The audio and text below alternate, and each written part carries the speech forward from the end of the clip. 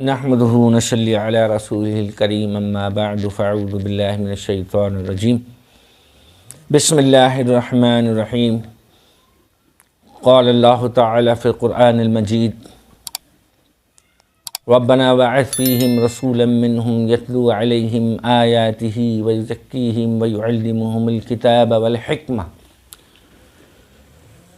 صدق الله العظيم قال النبي صلى الله عليه وسلم الحكمة مخافة الله وصدق رسوله النبي الكريم۔ جو دو چیزیں ہوتی ہیں، ایک ہے تعلیم اور ایک ہے تربیت، ایک تعلیم اور ایک تربیت۔ تعلیم جو ہے وہ فارمولہ ہے۔ تعلیم کیا ہوتی ہے؟ اس کی مثال فارمولے کی سی ہے، تھیوری، اور تربیت اس کی مثال پریکٹیکل کی ہوتی ہے۔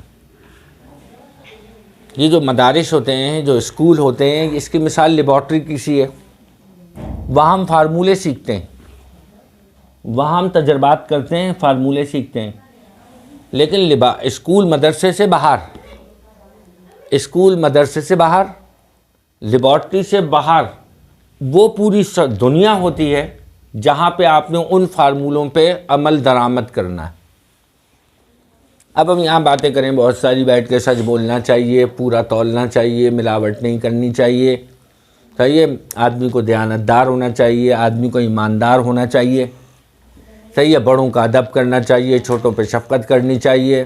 ایسی ہزاروں باتیں ہم روزانہ سیکھ رہے ہیں، مگر اس پہ عمل یہاں تھوڑی ہوگا۔ اگر یہاں عمل ہوگا تو 5%، 2%، 5%۔ آپ میرا ادب کر لیں، میں آپ پہ شفقت کر لوں، آپ میرے سے سچ بول لیں، میں آپ سے سچ بول لوں، یہ چھوٹا سا میدان ہے۔ اصل اس پہ عمل کرنے کا میدان ہے اس کمرے سے باہر، اس گھر سے باہر، کہ جب ہم اپنے بھائی بہنوں میں رہتے ہیں، اپنے گھر میں رہتے ہیں، اپنے محلے میں رہتے ہیں، جب ہم اپنے اسکول میں رہتے ہیں، جب ہم شادی بیاہ میں جاتے ہیں، ہم کسی جنازے میں جاتے ہیں، ہم کسی عزیز سے ملنے جاتے ہیں، تو پھر ہمیں اس کی ضرورت پڑتی ہے۔ عمل کا میدان وہ ہے۔ یہ تو فارمولہ ہے، سچ بولنا چاہیے، یہ اچھا کام کرنا چاہیے، یہ اچھا عمل کرنا چاہیے، اس کا اتنا ثواب ملے گا، اس کا اتنا ثواب ملے گا، مگر یہ پھر فارمولہ ہے، یہ تعلیم ہے۔ تعلیم کے بغیر تربیت بیکار ہے، تعلیم کے بغیر تربیت بیکار ہے، اور تربیت کے بغیر تعلیم بیکار ہے۔ یعنی دونوں ایک دوسرے کے لیے لازم اور ملزوم ہیں۔ یہ کتاب ہے، کتاب بیکار ہے اگر کوئی پڑھنے والا نہیں ہے، اور پڑھنے والا ہے اور کتاب نہیں ہے۔ جب پڑھنے والا بھی ہو اور کتاب بھی ہو، پھر پڑھنے والے کے بھی ہونے کا فائدہ ہے اور کتاب کے ہونے کا بھی فائدہ ہے۔ سارے شاگرد ہیں، استاد کوئی نہیں ہے، اور سارے ہی استاد ہیں، شاگرد کوئی نہیں ہے۔ ماں باپ کو ماں باپ بچے بناتے ہیں۔ ایک شادی شدہ میاں بیوی کا جوڑا ہے، ان کی اولاد نہیں ہے، ان کو کوئی کہنے والا نہیں ہے، امی ابو ماں باپ ہیں۔ جب بچے دنیا میں آئیں گے تو وہ امی ابو کہلائیں گے۔ استاد کو استاد شاگرد بناتے ہیں۔ بھائی شاگرد ہوں گے تو استاد کہلائے گا نا۔ اگر تو ہر چیز کو اللہ نے جوڑی کی شکل میں پیدا کیا ہے، ہر چیز کا اللہ تعالیٰ نے تضاد پیدا کیا ہے، ہر چیز کی الٹ اللہ نے پیدا کی ہے۔ مرد ہے تو عورت ہے، لڑکا ہے تو لڑکی ہے، کیا سمجھے؟ زمین ہے تو آسمان ہے۔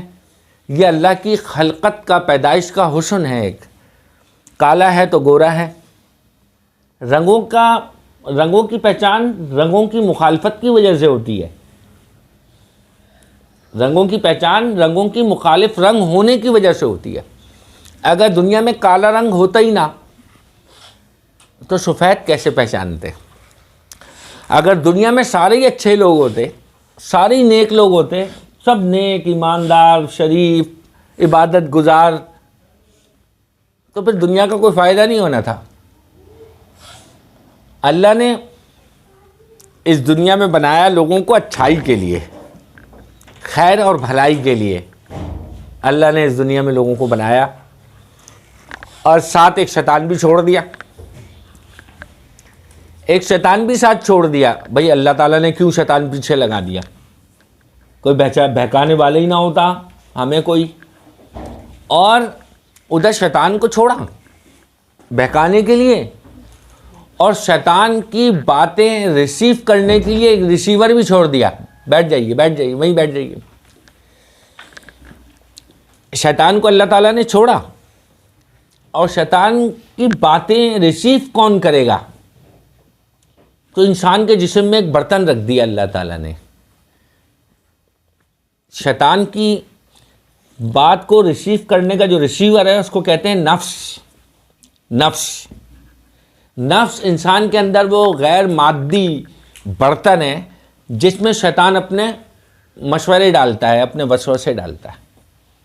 اور اس نفس کی 3 قسمیں، نفس لوامہ، نفس امارہ اور نفس مطمئنہ۔ نفس مطمئنہ مومن کا ہوتا ہے، نفس مطمئنہ مومن آدمی کا ہوتا ہے جو اللہ کو پہچان لے، نافرمانی اس کا مادہ اس کے اندر سے نکل جائے۔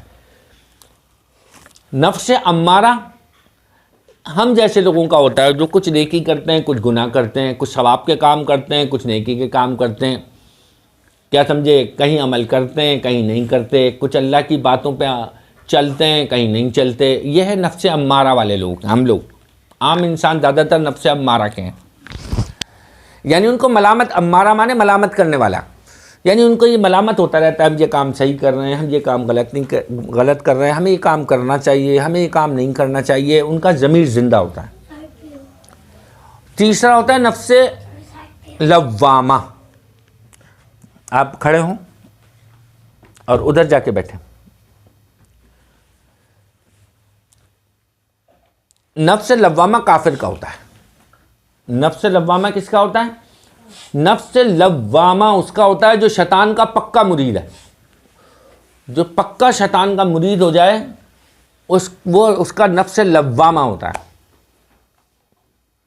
اور جو نفس کی غلامی سے آزاد ہو جائے اس کا نفس مطمئنہ ہوتا ہے۔